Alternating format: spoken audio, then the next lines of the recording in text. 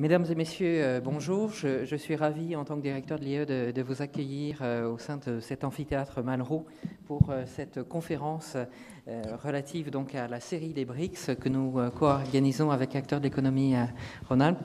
C'est un très grand plaisir pour nous parce que, d'une part, nous avons la joie d'accueillir Alain Mérieux et Pierre de Jong, et Alain Mérieux a des liens avec l'IE Lyon, et c'est un grand plaisir pour nous de pouvoir l'accueillir pour cette conférence, pour entendre les fruits des expériences menées avec la Chine, territoire dans lequel, en tant qu'école universitaire de management, bien entendu, nous évoluons également dans notre propre industrie, et sur lesquels l'international étant vraiment au cœur des formations au management. Pour l'ensemble de nos niveaux, notre spécificité étant que nous formons depuis les accès post-bac jusqu'au doctorat, et à travers toute une palette de types de formation, de l'initiale, de la formation continue et de la formation par apprentissage, qui nous semble être également une voie fondamentale pour veiller à une très bonne insertion professionnelle. Alors cette thématique du management international et les thématiques internationalisantes pour nous ont beaucoup de sens, parce que nous souhaitons également que la sous-discipline du management international soit un peu le fer de lance du développement de notre établissement, tant en matière de formation. Nous avons la chance d'avoir un master labellisé international, le master de management international, qu'en matière de recherche, où nous souhaitons être vraiment un des premiers centres français dans ce cadre-là. Et nous avons la chance d'accueillir au mois de mai prochain un colloque de l'organisation Atlas, qui est l'organisation académique du management international au sein de ce campus. Je ne serai pas plus long et je passe la parole dès à présent à Bernard Jancan pour la suite de cet événement. Je vous souhaite une très bonne pause déjeuner avec nous pour se nourrir de ces débats.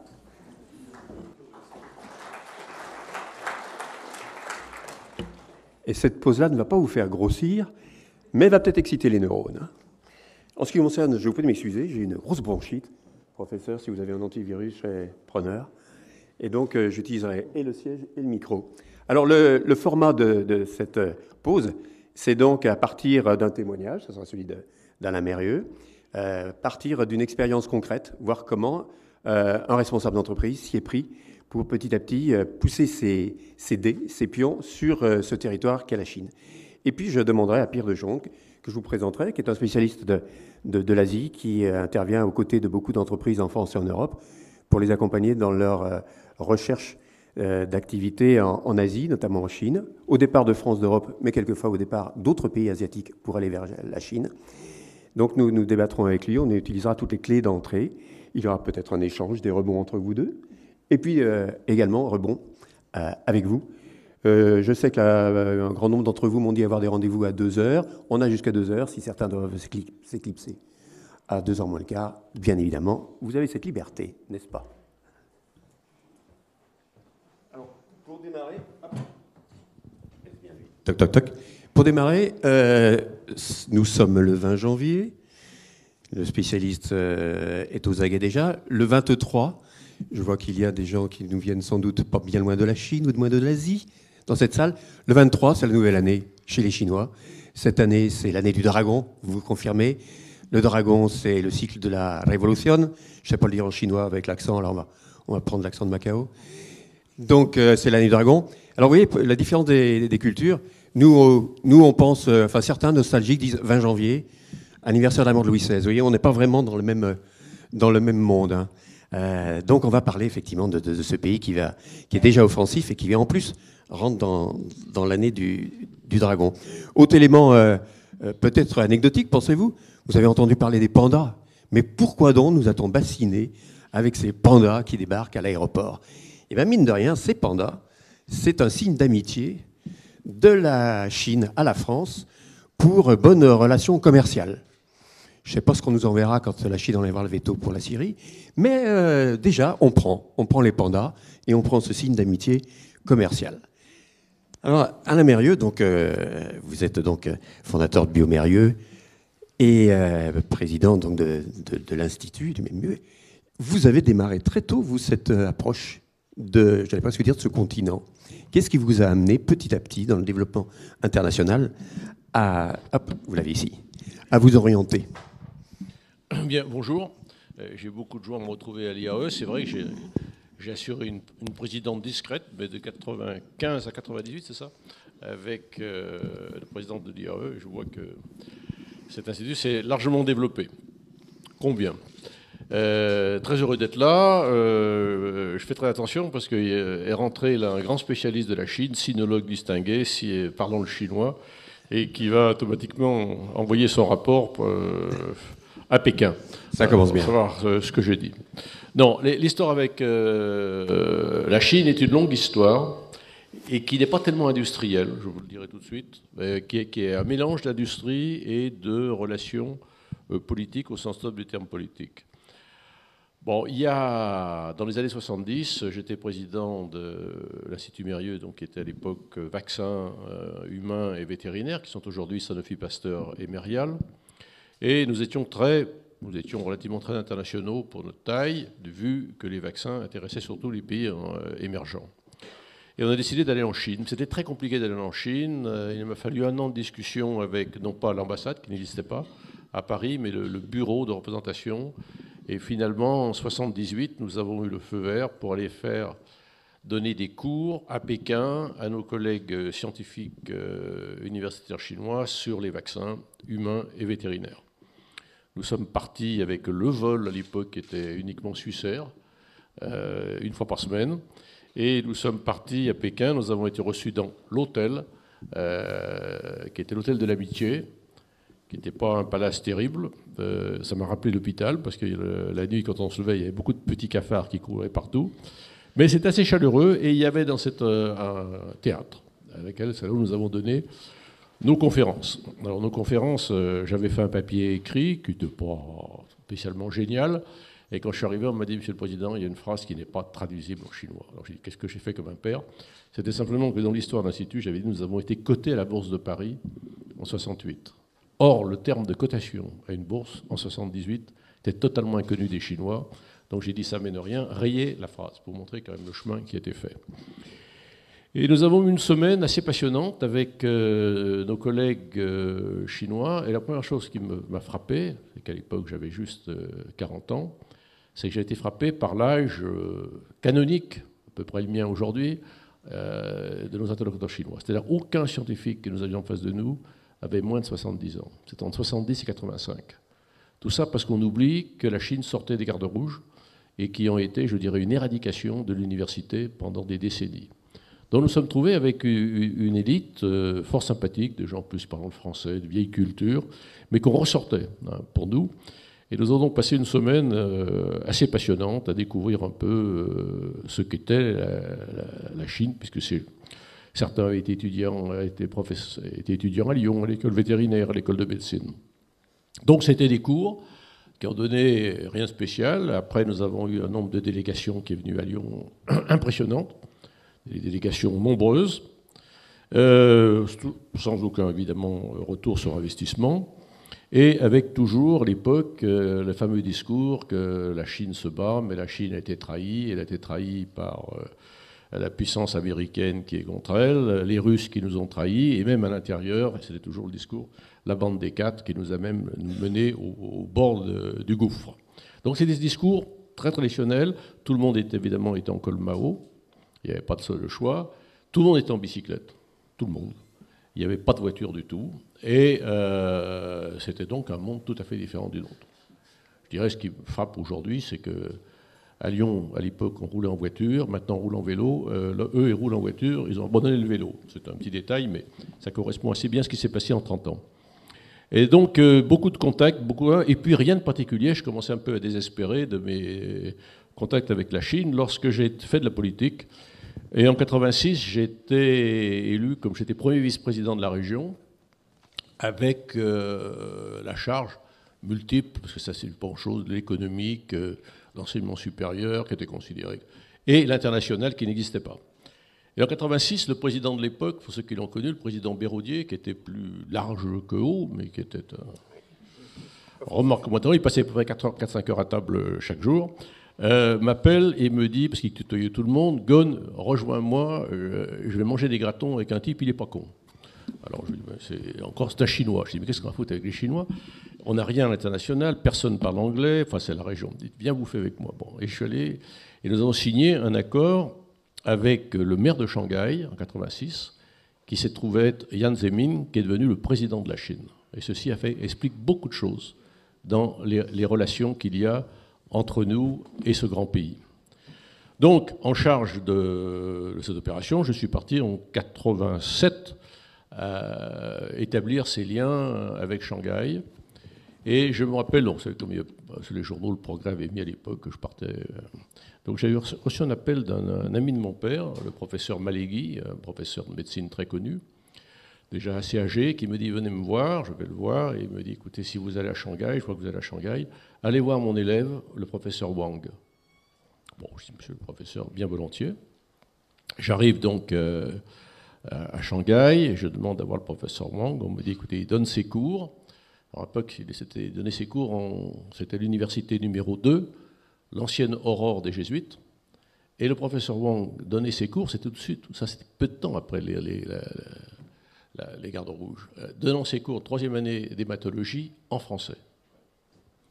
Il faut savoir que nous avons eu l'importance de l'université dans la relation avec la Chine est considérable. Il faut savoir qu'il y a 4 écoles de médecine en Chine qui parlent encore le français. Vous avez Shanghai, pour ces raisons jésuites à l'époque. Vous avez Kunming, à cause du chemin de fer qui est entre Hanoï et Kunming. Vous avez Wuhan, où nous sommes maintenant implantés. Et la 4e, j'oublie toujours le nom. Mais de jour qu'il y a donc une longue tradition et qu'avec des frontières fermées, nos collègues chinois ont conservé le français et ont conservé, je dirais, l'enseignement en français. C'est des choses qu'il faut signaler de façon extraordinaire, c'est l'importance des relations universitaires pour ouvrir la voie aux relations économiques. Je crois que c'est un point fondamental. Donc, on s'est implanté, on avait créé à l'époque les rails, on a ouvert un modeste petit bureau au fin d'une cour pour représenter la région Rhône-Alpes. Et puis, donc, je suis allé chaque année à Shanghai avec essentiellement nos collègues universitaires de la région Lyon et Grenoble. Je me suis trouvé, et c'était le début de mes aventures chinoises, en 89, au moment de Tiananmen. Nous étions présents là-bas et je me suis trouvé au milieu des événements à Shanghai.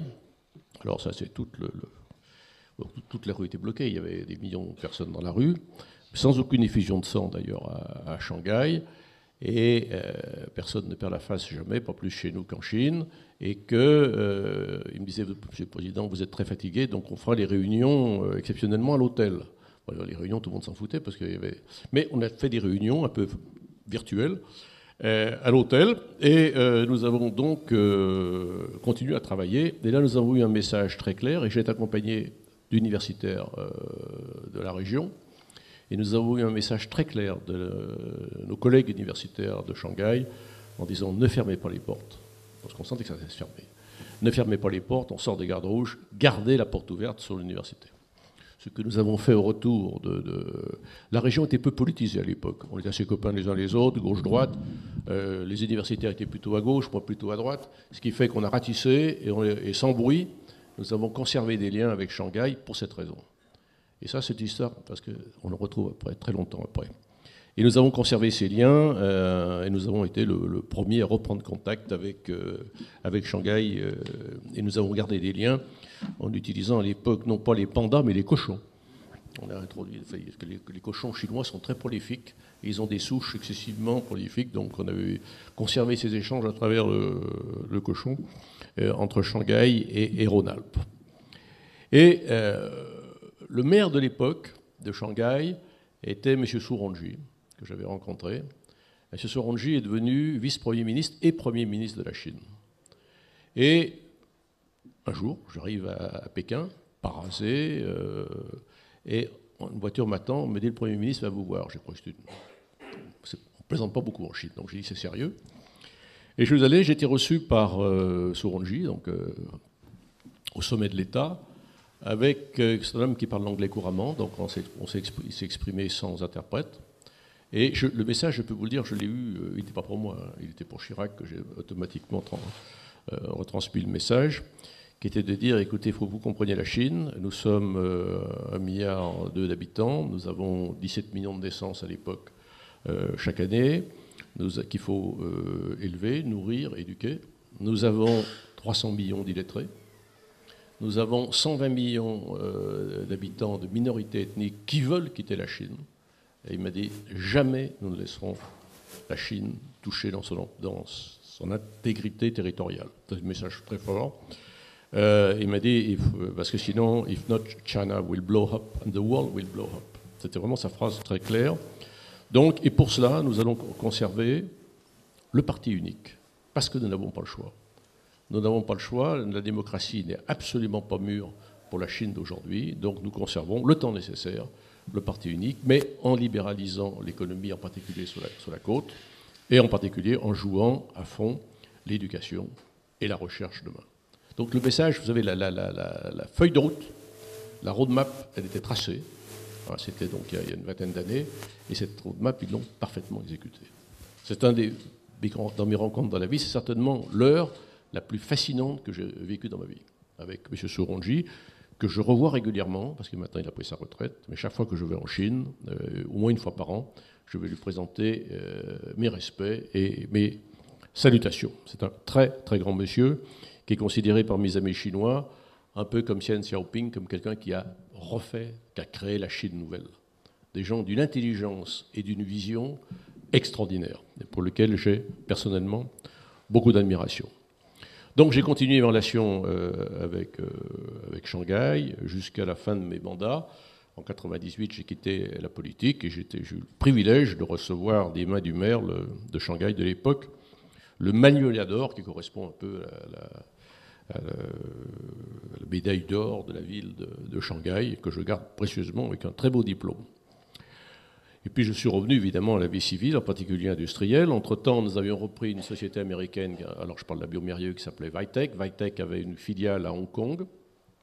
Nous étions implantés, nous commencions un peu à vendre, et nous avons commencé à développer nos activités industrielles. Donc ayant terminé ma vie publique, et il est évident que ce que j'avais fait dans la vie publique a été très important, même pour la vie industrielle.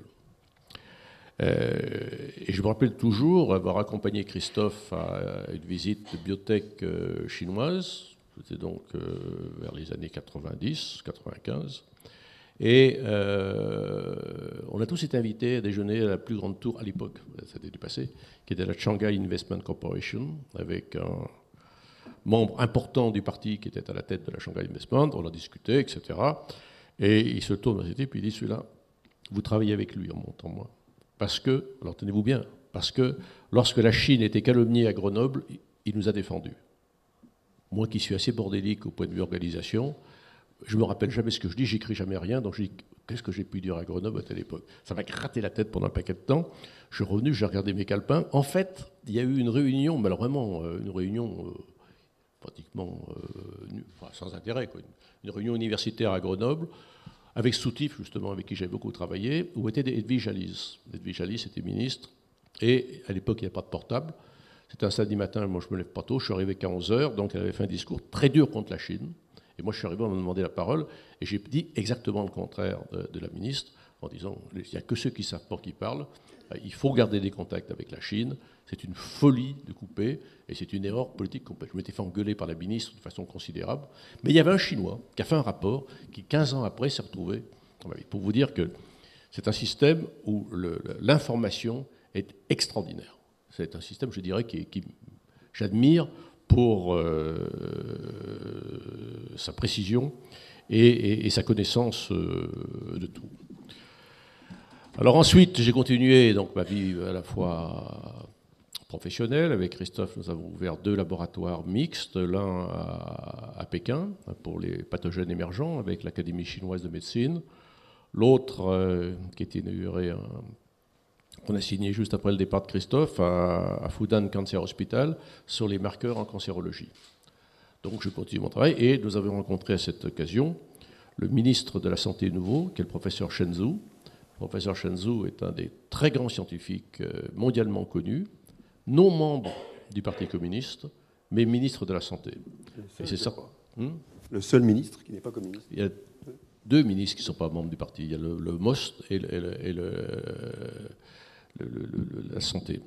Et je rencontre régulièrement le professeur Shenzhou, et un jour, Chinese Way, c'est-à-dire à l'hôtel par ma chinoise qui travaille pour moi depuis longtemps, j'apprends qu'il y a un drame entre la France et la Chine, puisque en 2004, lorsqu'il y a eu l'épidémie de SARS, vous savez, là où Raffarin a bravé les intempéries et les virus, et que Chirac est allé en 2004 avec, à l'époque, c'est assez drôle, Michel Barnier, ministre des Affaires étrangères, donc mon vieil ami, et qu'ils ont signé un accord avec la Chine sur une lutte, une approche franco-chinoise sur les maladies infectieuses, incluant des échanges et incluant surtout la création d'un laboratoire P4 haute sécurité, comme celui de la Fondation à Lyon, à Wuhan.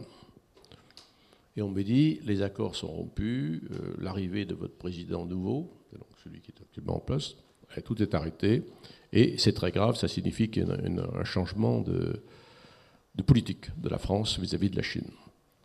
Bon, coup de peau, je tombe sur Barnier, que je joins, qui était plus ministre, qui s'agite, je lui dis, écoute, ce que tu as signé est plus valable. Enfin, pour faire une longue histoire courte, le ministre des Affaires étrangères à l'époque était un vieil ami, parce que nous nous connaissons depuis 30 ans, pas pour des raisons politiques, mais des raisons de médecine humanitaire, c'est Kouchner. Donc je retourne, au retour de France, je vois Bernard, je lui dis, écoute, qu'est-ce qui se passe? Bon, toujours est-il qu'ils m'ont nommé, à l'époque c'était Kurilski, mais Kurilski avait quitté l'Institut Pasteur, donc je me suis trouvé avec ce titre ronflant de co-président du comité franco-chinois des maladies infectieuses, l'autre président étant le ministre de la Santé. Et c'était une bataille que certains connaissent, parce que je vois mon architecte préféré ici présent, qui était sur les plans, parce que nous avons eu affaire à un lobby français, et particulièrement avec des pressions anglo-saxonnes, très fortes pour que cet accord n'intervienne pas. Et c'était une bataille très longue, où on nous a accusés de préparer la nouvelle guerre avec des virus recombinés à Wuhan qu'on ne parachuterait en France, des débiles mentaux, mais dont les écrits étaient considérés en haut lieu en France, et heureusement un soutien total des scientifiques français pour ce projet. Mais c'était une bataille excessivement longue, qui n'est jamais terminée, mais quand même nous avons gagné, puisque l'année dernière, le 30 juin, nous avons posé à Wuhan la première pierre du P4 chinois, qui devrait être en opération dans 2 ans et 2 ans et demi. Mais c'est toujours une longue bataille. Pour vous montrer que, alors là, du coup, j'ai gagné des galons, puisque j'ai reçu une décoration chinoise, un award assez rare, paraît-il, donc qui montre que j'ai gardé des liens un peu particuliers avec la Chine. Alors pour revenir au business, parce que quand même, on en a un peu éloigné, mais finalement, c'est plus marrant que le business, hein, ces relations. C'est assez fascinant. C'est un des rares moments où j'ai pu faire un peu de ce que j'appelle, au sens intelligent, une politique, à mon avis, un peu importante pour mon pays et pour la Chine. Il faut savoir que Lyon, je dis simplement un mot, est très lié par l'histoire à la Chine. Il y a eu d'abord toute la route de la soie. Il y a eu ensuite, ce que peu de gens savent, c'est que les leaders communistes chinois, vers les années 20, sont venus travailler à Lyon. C'est le cas de Deng Xiaoping et de Zhou Enlai, qui ont travaillé chez Berlier, donc à Vénissieux. Et je ne sais pas si... Donc ils étaient... Et ils ont gardé ces liens. Et quand Deng Xiaoping est venu à Lyon, il a évoqué ce souvenir quand il a visité Berlier. Et un des proches collaborateurs de Zhou Enlai est venu voir l'atelier où le grand Zhou Enlai a travaillé à Lyon. Donc ces liens sont anciens. Vous avez d'ailleurs au sommet de la colline de Fourvière, l'Institut sino-français, écrit à ce temps. Voilà donc toute l'histoire. Alors qu'est-ce que j'ai fait entre-temps? Je boulonne quand même, je travaille. Et puis on va justifier mes fins de mois. Bon, donc on a à nous développer nos affaires en Chine. De Hong Kong, nous sommes partis sur Shanghai, parce que j'étais comme très proche de Shanghai. Nous avons fait l'acquisition il y a peu de temps d'une usine que nous avons complètement rénovée, qui devient des laboratoires. On a 3 hectares à Pudong.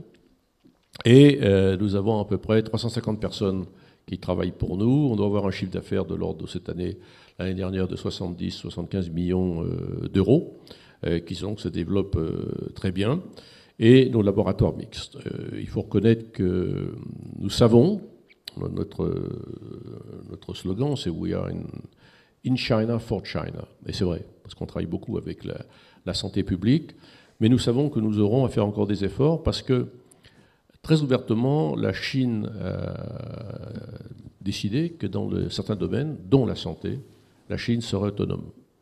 Et qu'ils veulent, je les comprends, avec 1,3 milliard d'habitants, ils ne dépendront pas de l'étranger pour les besoins essentiels de santé publique, tant en vaccins qu'en diagnostic, qu'en thérapeutique. Donc il faut savoir qu'il faut que nous arrivions, nous, un peu à devenir un peu plus chinois que nous ne sommes, et nous y réfléchissons actuellement avec nos collègues chinois pour le faire.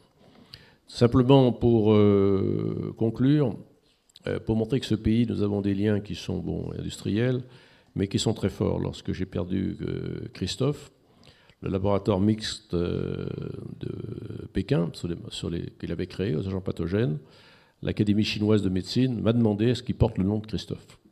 Donc on a un laboratoire d'État chinois qui porte le nom d'un Londais, qui est le nom de mon fils, ce qui montre qu'entre la Chine et notre famille, il y a une longue histoire, une longue tradition, et je dirais une profonde amitié, et de ma part, beaucoup d'admiration pour ce qui a été fait en Chine.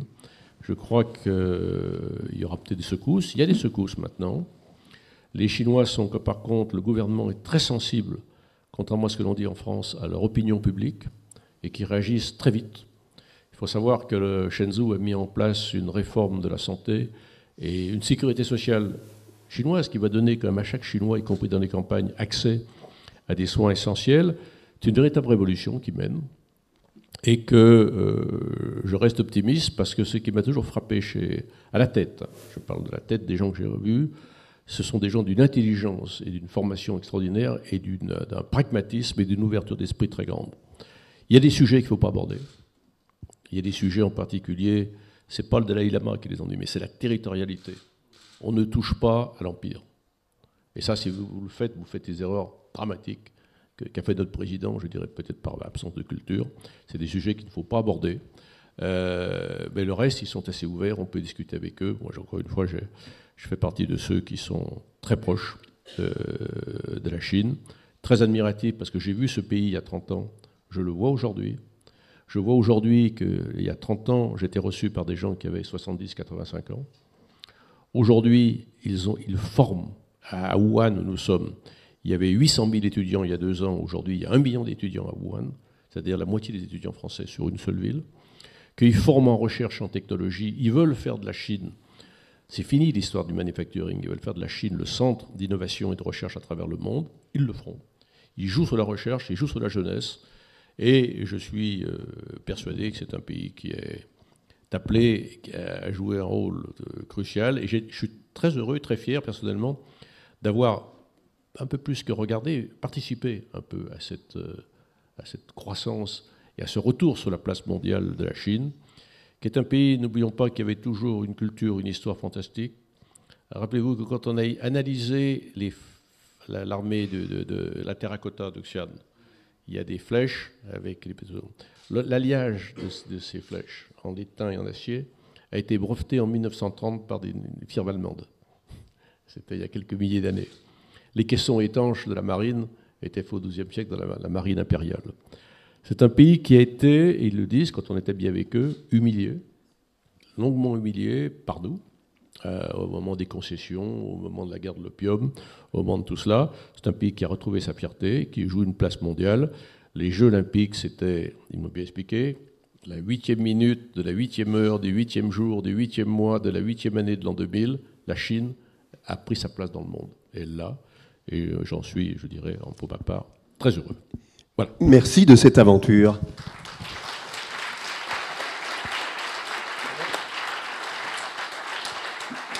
Ça répond tout à fait effectivement au cahier des charges de cette rencontre intitulée Une aventure humaine. Alors moi, j'aimerais rebondir avec vous, Pierre de Jonc, sur un certain nombre d'éléments que j'ai notés dans les propos d'Alain Mérieux, dans l'ordre. Le rapport au temps. Alors je sais bien que le début de votre histoire remonte à cette après Mao, mais est-ce que le rapport au temps reste toujours une des grandes différences avec notre mode de fonctionnement, nous occidentaux, et d'autant plus français qui avons un rapport au temps un peu particulier? Oui, non seulement français, mais européen. On a un rapport extrêmement rapide, donc effectivement, nos critères temps ne sont pas du tout les mêmes que ceux qu'ont les Chinois, bien évidemment. Mais il y a un paradoxe, en fait, avec les Chinois, puisqu'on parle du temps, c'est qu'on souligne effectivement le côté relativement lent, le côté, long à se décider. Bon, il y a un système politique qui est extrêmement quand même bloquant et qui n'est pas facile. Faire des affaires en Chine, ça ne se fait pas comme ça. L'envie de le faire est une chose, le réaliser, c'est une autre chose. On a des chiffres assez impressionnants, d'ailleurs, parce que moi je m'occupe d'entreprises qui veulent investir en Asie, donc dans toute l'Asie, parce que j'interviens dans toute la zone depuis pas mal de temps. Votre métier est donc d'accompagner ces entreprises pour une éventuelle implantation sous des formats. Je reviendrai sur la question des formats. J'ai entendu une depuis une douzaine d'années, et j'ai travaillé avec des groupes chinois également en Afrique, donc au Soudan, en Angola, etc., pour les groupes pétroliers. Donc je les connais un petit peu. Donc quelque part, effectivement, il y a un critère temps qui est très compliqué pour nous, hommes d'affaires, c'est-à-dire que lorsqu'on arrive un lundi matin ou un mardi matin en Chine, comme partout, on souhaite que ça se règle assez rapidement. Et en Chine, c'est impossible d'avoir une réponse immédiate. Donc il y a une construction préliminaire qui est absolument indispensable, qui est fondée, c'est ce que disait M. Mérieux, sur les questions d'amitié, de bonnes relations, de discussion, de faire connaissance, etc. Puis également nous présenter nous-mêmes. Simplement pour établir une relation normale, saine, et qui n'est pas nécessairement liée à un contrat et à la réussite. Ça, c'est la première chose. Mais la deuxième chose, en même temps, ils sont fantastiquement rapides. C'est que ce qu'on oublie, c'est que l'évolution chinoise, elle s'est passée en 3 cycles de 10 ans. Le premier, Deng Xiaoping, les années 80. Donc la Chine s'ouvre, et elle s'ouvre naturellement. Donc les sociétés françaises vont faire du sourcing. Donc M. Mérieux faisait partie de cette vague-là, puisqu'il y avait peu de Français, peu d'étrangers. Le pays s'ouvrait. Donc première phase, qui a duré en gros une dizaine d'années, jusqu'à l'arrivée de Jiang Zemin à peu près. Et c'était, on faisait du sourcing, on ramenait tout ça en Europe, et puis on faisait de larges marges, et les sociétés occidentales s'engraissaient tranquillement, et on faisait des marges absolument incroyables. Donc les Chinois ont été intéressés par cette solution, je dirais, économique et financière. Et donc la deuxième vague, Jiang Zemin de Shanghai, l'esprit plutôt ouvert, arrive aux affaires. Encore une fois, arriver aux affaires en Chine, c'est un processus lent. Il est né dedans et il sort haut, une espèce de pyramide comme ça qui monte, sachant que c'est un système confucéen où en fait il n'y a pas de hasard. C'est le chef de famille qui arrive en haut. Encore une fois, il y avait 2-3 prétendants et donc il gagne. Donc deuxième phase qui est extrêmement court, il décide globalement, mais il pense que, d'abord les Occidentaux considèrent que ça ne sert plus à rien de faire des allers-retours, faire de sourcing, autant le faire fabriquer localement. Donc on commence à assister à une espèce de vague de délocalisation dans les années 90 pour pouvoir être efficace et efficient. Du coup, en France, une espèce de rétraction de notre dispositif industriel, puisque les sociétés, nos entreprises constatent qu'il y a des avantages absolument énormes à faire des affaires et à construire des entreprises, à construire des industries en Chine. Et puis la troisième vague, c'est aujourd'hui. Donc ils le font avec nous, tout le monde est content, eux ils sont contents, ils décident même globalement de quasiment institutionnaliser le côté partenarial. Donc les entrepreneurs, dans les années 90, arrivant en Chine, avaient globalement peu de choix. Et puis la troisième vague, c'est maintenant, depuis l'arrivée de Hu Jintao, qui est en fait la vague où la Chine s'exporte. Et aujourd'hui, le grand changement en 30 ans, c'est que la Chine est non seulement devenue est toujours un très grand marché de 1,3 milliard d'habitants, encore que on pense qu'il y en a un peu plus, mais 1,3 milliard d'habitants pour bien fixer les idées, mais en même temps, c'est un partenaire à part entière. Aujourd'hui, il n'est pas question d'aller en Chine en se disant c'est un marché, j'y vais, je vends des brosses à dents, n'importe quoi et je vais les vendre. Ça n'a pas de sens. Justement, par rapport à ça, on a longtemps parlé de règles du jeu qui étaient asymétriques. C'est-à-dire, par exemple, par l'Organisation du commerce mondial, mais par exemple au brevet. Longtemps, la Chine a refusé l'idée même de brevet. Et j'apprends maintenant que la Chine est, je crois, le pays qui brevette le plus. Il y a eu vraiment une transformation en quelques années. Vous l'avez vu aussi ? De toute façon, M. Mérieux l'a très bien dit, dans le domaine de la médecine particulièrement, la Chine, c'est un système organisé. Je veux dire, lorsqu'on décide de créer un système de santé, ou une sécurité sociale, ou un système vieillesse, ou une industrie, ils vont le faire. La preuve, ils ont envoyé un spationaute chinois dans une fusée il y a quelques mois, et il a fait le tour de la planète. Et demain, ils vont aller en Chine, puisqu'ils l'ont annoncé. Donc toute l'énergie du pays va y aller, bien évidemment. Mais encore une fois, ce qu'il faut savoir, c'est que le système est très organisé. Il n'y a pas de hasard. Et c'est pour ça que ça implique une connaissance profonde des gens, une relation, voir le système, l'accompagner. Et voilà. Et encore une fois, je ne pense pas que ça puisse... Parce que nous, l'erreur qu'on fait, nous, occidentaux, c'est qu'on veut, si vous voulez, on veut dupliquer le modèle. On a un modèle, on vient, c'est assez rassurant. Notre système français, en plus, encage nos réflexions, nos modes de relation, et bien évidemment. Et bien sûr, aller en Chine, ben, le gars, il dit Pékin égale Stockholm par moment. Moi, mais j'ai des clients qui sont absolument incroyables parce que je les rencontre dans un cocktail, ils décident comme ça, ils ont été en vacances en Thaïlande, et ils décident d'aller en Chine. Alors, je me dis, oui, quoi, enfin, ça va très vite. Et ce côté trop rapide, cette forme d'arrogance, quelque part, si vous voulez, ne marche pas en Chine. La Chine, c'est vraiment, alors à mon sens, c'est l'endroit où on apprend l'humilité, ce qui n'est pas dommage, parce on doit tous l'apprendre à un moment ou à un autre. Et deux, je pense que dans le monde des affaires, il y a le monde des créateurs, de ceux qui fabriquent quelque chose, donc les industriels, mais c'est aussi, il faut le vendre les produits. On a un gros problème aujourd'hui à France, 75 milliards d'euros de déficit commercial. Donc on n'a pas besoin de se vanter, je veux dire, on est médiocre, et il y a un potentiel de progression à faire qui est très important. Et ça ne sert à rien, vous tous aujourd'hui, je veux dire, on peut gloser sur nos réussites, évidemment, qui sont très importantes, il y a bien sûr l'aéronautique et d'autres, mais on a quand même de vrais progrès à faire. Et dès lors que nous saurons quel progrès faire, à ce moment-là, nous pourrons pénétrer ce marché extrêmement difficile d'accès. Alain Mérieux nous parlait d'une acquisition, je crois, acquisition d'un laboratoire en Chine. Je me disais que les Chinois, souvent, étaient très vigilants sur les partenariats et que créer ex nihilo une entreprise d'émanation française en Chine était impossible. Il fallait d'abord trouver un partenaire et qu'on devait aller vers du 50-50. Qu'en est-il sur ces formats juridiques? Les Chinois veulent-ils toujours avoir la main sur une implantation où on peut créer une entreprise qui reste nationale, même sur le territoire chinois? Tout est ouvert. Encore une fois, il y a quelques années, c'était très compliqué parce que c'est l'administration qui bloquait. Et la simplicité, c'est d'aller vers un partenariat. Donc on passait par Hong Kong, il y avait des systèmes, etc. Il y avait des rouages.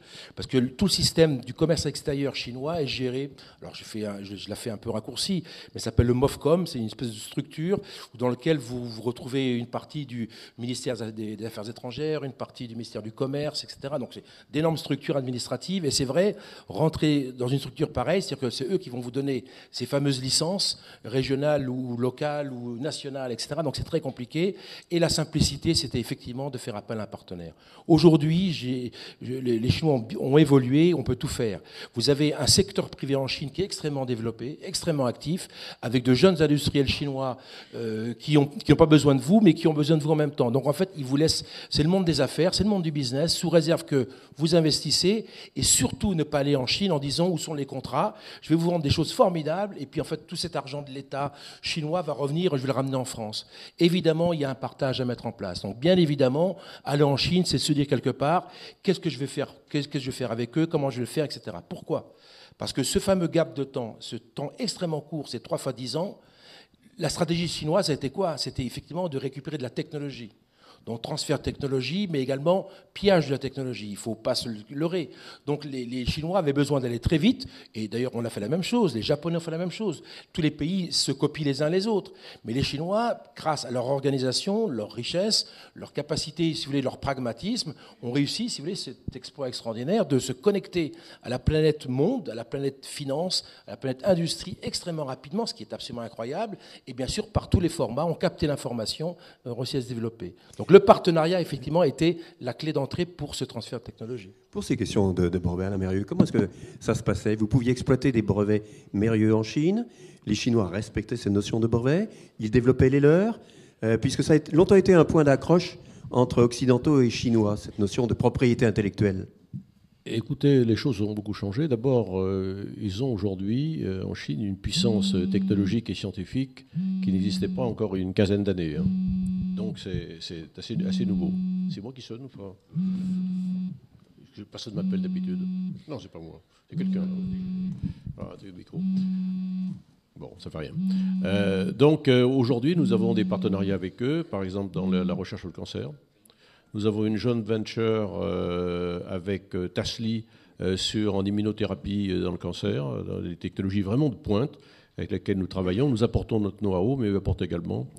On travaille vraiment en égalité. Il n'y a pas l'un qui essaie de manger l'autre ou le chinois. Écoutez, je dois reconnaître que nous travaillons en égalité avec eux. Je parle surtout des gens que nous rencontrons sont des gens, je dirais, relativement haut de gamme, si je peux m'exprimer ainsi. Ce sont des scientifiques, ce sont des grands organismes de recherche, c'est les gouvernements, et on rencontre chaque fois des gens d'une extrême qualité. Je crois que quand on descend à certains niveaux, en particulier dans la Chine intérieure ou profonde, c'est plus rustique. Et voilà. Mais au point de vue élite, ils ont vraiment développé une élite dans le domaine impressionnant. Il faut savoir aujourd'hui que le plus grand centre de séquençage mondial est en Chine. Et qu'aujourd'hui, nous avons un accord, nous sommes partis d'un accord sino-européen sur le séquençage du génome, je m'excuse de parler de détails touristiques, de nos 2,5 kg de bactéries que nous avons dans le ventre, ce qu'on appelle le métagénome. Le séquençage est fait en Chine. Et là, c'est vraiment des technologies vraiment très avancées. Donc aujourd'hui, il n'y a plus de gap comme il y avait il y a 30 ans. Quand j'étais en Chine, c'était le Moyen-Âge, au point de vue scientifique. En 30 ans, ils sont arrivés à non seulement rattraper le retard, mais à remonter au sommet. C'est quand même. Alors, je sais qu'il y a une chose qui est importante, c'est toutes les diasporas chinoises qui fonctionnent.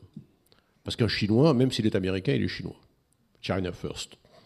Et qu'ils ont récupéré une grande partie de leur élite qui revient en Chine. Aujourd'hui, un scientifique américain chinois revient en Chine avec le même salaire qu'aux États-Unis, donc un pouvoir d'achat à peu près le double, et des laboratoires équipés et des moyens de travailler formidables.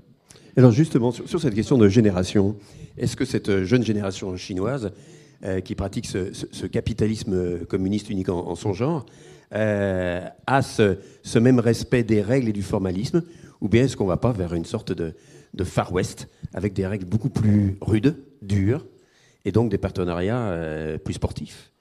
En fait, c'est un mélange de tout ça. Le problème là-dedans, c'est qu'il faut se préparer avant d'aller en Chine, mais c'est un mélange de tout ça. Vous avez effectivement des gens d'un très haut niveau qui n'ont aucune intention ni de pirater, ni de contrefaire ce que vous faites. C'est pas la question. Le problème, c'est, comme vous le dites, c'est dès qu'on descend à un niveau inférieur, vous avez des problématiques de développement, des problématiques d'investissement, des problématiques de vente et d'ouverture de marché. Et c'est partout la même chose. Alors les Chinois sont extrêmement rapides parce qu'ils partaient de très bas, et donc il a fallu rattraper le temps perdu. Donc à l'évidence, le danger était bien plus important en Chine qu'aller en Suède, bien évidemment. Mais encore une fois, je ne pense pas qu'il soit prédéterminé globalement, je dirais génétiquement, à faire du piratage et de la contrefaçon. Ceci étant dit, les exemples dans le domaine de la contrefaçon et de la piraterie sont énormes. Moi, j'ai personnellement travaillé pour Infogrames, qui était une société lyonnaise. Pendant 3 ans, j'allais en Chine tout le temps pour implanter la société, trouver des studios de développement, etc. C'était impensable de laisser quelque chose, parce qu'à la seconde où vous laissiez traîner quelque chose, c'était instantanément volé, et parce qu'ils ne l'avaient pas, parce qu'il fallait acquérir les technologies, comprendre les process, etc. Donc c'est à nous de faire attention, et lorsque vous allez en Chine, évidemment, si vous allez en Chine en pensant que vous êtes, je sais pas moi, dans une province française, c'est tout faux. Le système est comme un système extrêmement policé, extrêmement organisé, très politisé, dans lequel le système se protège, donc, et puis cherche à comprendre qui fait quoi, etc. C'est un pays qui a besoin, vous l'avez très bien dit, qui a besoin de stabilité. Quand vous avez 1,3 milliard d'habitants, tous les matins, le chef de l'État, lorsqu'il se réveille, il doit imaginer, il doit penser à comment les nourrir, comment les faire fonctionner, les habiller, les rendre heureux. C'est une charge absolument colossale. Donc, le mode de fonctionnement chinois, bien évidemment, ne peut pas être le mode de fonctionnement français. Et donc, il y a un risque pour nous, entrepreneurs, toujours vaillants, toujours très produits. C'est un peu le problème des Français. On aime nos produits, on fait de très jolies choses, on est plutôt compétents, plutôt doués. Mais le problème, c'est qu'on est confronté à un marché qui est un marché extrêmement difficile à comprendre, avec des règles hiérarchiques très difficiles. C'est-à-dire on parle à niveau. Alors bien sûr, quand vous êtes vice-président du conseil régional de Rhône-Alpes, donc c'est plus facile, mais vous avez accès à un certain niveau. Mais quand vous êtes business developer d'une société, n'importe laquelle, et que vous mettez le pied en Chine pour la première fois, le chemin à parcourir est énorme. Évidemment, dans ce chemin, vous rencontrez le meilleur et le pire, mais c'est comme partout. Tout à l'heure, Alain Mérieux parlait d'un aspect de lobbying et de concurrents étrangers qui ne vous facilitaient pas la tâche, qui vous mettaient même des bâtons dans les roues. Vous êtes vous-même un spécialiste de l'intelligence économique, qu'on réduit quelquefois trop souvent à la guerre économique. N'empêche, comment est-ce que vous observez les différentes stratégies des entreprises par pays? Est-ce que la France a une manière d'aborder la Chine différente de nos petits camarades hollandais, américains, allemands? Est-ce que véritablement certains ont une capacité que d'autres n'auraient pas? Sur la première chose, c'est que la Chine, c'est inévitable. On n'a pas le choix. La Chine, c'est un grand marché de demain. Aujourd'hui, on s'interroge sur la Chine parce que c'est extrêmement difficile, parce que c'est un marché qui ne se ferme pas, mais qui n'est pas nécessairement facile d'accès. Donc il y a d'autres grands marchés comme le Brésil et l'Inde.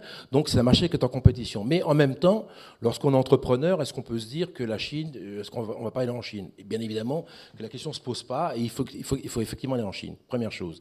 La deuxième chose, la Chine, je l'ai dit tout à l'heure, c'est une ascèse. Quelque part, on sait si on est bon et pas bon. Pourquoi? Parce que la compétition est totale. Récemment, j'ai répondu à un appel d'offres pour la Banque mondiale. C'était un petit projet de 1,5 million d'euros, de dollars, donc c'était pas énorme. Il y avait 30 entreprises internationales qui répondaient à l'appel d'offres pour 1,5 million de dollars, uniquement pour être présent, pour pouvoir être acteur, etc.